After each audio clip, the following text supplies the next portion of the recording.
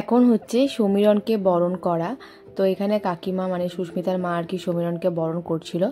কিছুক্ষণ এখানে থাকার পর আমি উপরে চলে গিয়েছিলাম সুস্মিতার কাছে, কারণ সবাই নিচে চলে গেছিলো। ভাবলাম এই টাইমটা ফাঁকা পাবো, ওর সাথে কটা ছবি ভিডিও তুলে আসি। তো এখন আর কি সেটাই করছি। আর ততক্ষণে রাখিদি রাহুলদাও কিন্তু এসে গেছিলো। তো আমরা সবাই মিলে একসাথে তুললাম হচ্ছে ছবি। আর এই যে ক্লিপটা দেখছো এটা সুমন নিয়েছিল, তো ওটা এখন আমি তোমাদের সাথে শেয়ার করছি, যেটা হচ্ছে জামাইরা আর কি কোলে করে সমীরণকে নিয়ে যাচ্ছিল, তো আর কি মজা করে। আর আমি এখন এটা ওপর থেকে যেখানে সুস্মিতা বসেছিল সেখান থেকে আর কি এই ক্লিপটা নিয়েছিলাম। তারপরে সুস্মিতা আর সমীরণের বসার জায়গা অবশ্যই আলাদা হয়েছিল। তো এখন সমীরণের ফটোশ্যুট হচ্ছে। এরপরে কাকু মানে হচ্ছে সুস্মিতার বাবা সমীরণকে আশীর্বাদ করবে। আর আমরা নিজেরাও আর কি কনফিউজ ছিলাম যে আমরা বরপক্ষ নাকি কনে পক্ষ।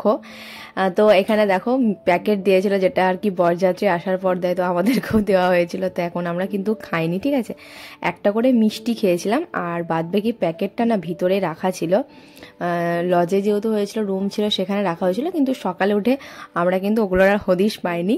তো যাই হোক, মানে আমরা দুটো মিষ্টিই খেয়েছিলাম, রাখা ছিল, হয়তো অন্য কেউ নিয়েছে, কারণ একসাথে এত প্যাকেট রাখা আছে, একই রকম প্যাকেট তো বোঝা তো যাবে না।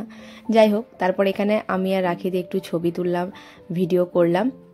তারপরে আর কি এখন আমি আর সুমন একটু ছবি তুলছিলাম, ভিডিও করার জন্য বলছিলাম, কারণ আমরা দুজনে আসার পর থেকে একটাও একসাথে ছবি তুলিনি। তো এই টাইমটাই ফাঁকা পেয়েছি, তো এর জন্য আমরা এখন একটুখানি ভিডিও করছিলাম আর ফটো তুলছিলাম।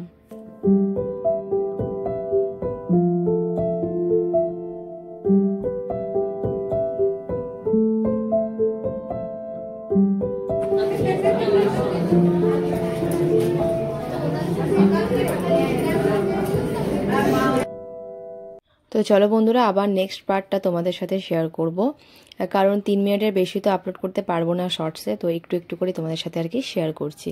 তো চলো আবার নেক্সট ব্লগে তোমাদের সাথে দেখা হচ্ছে।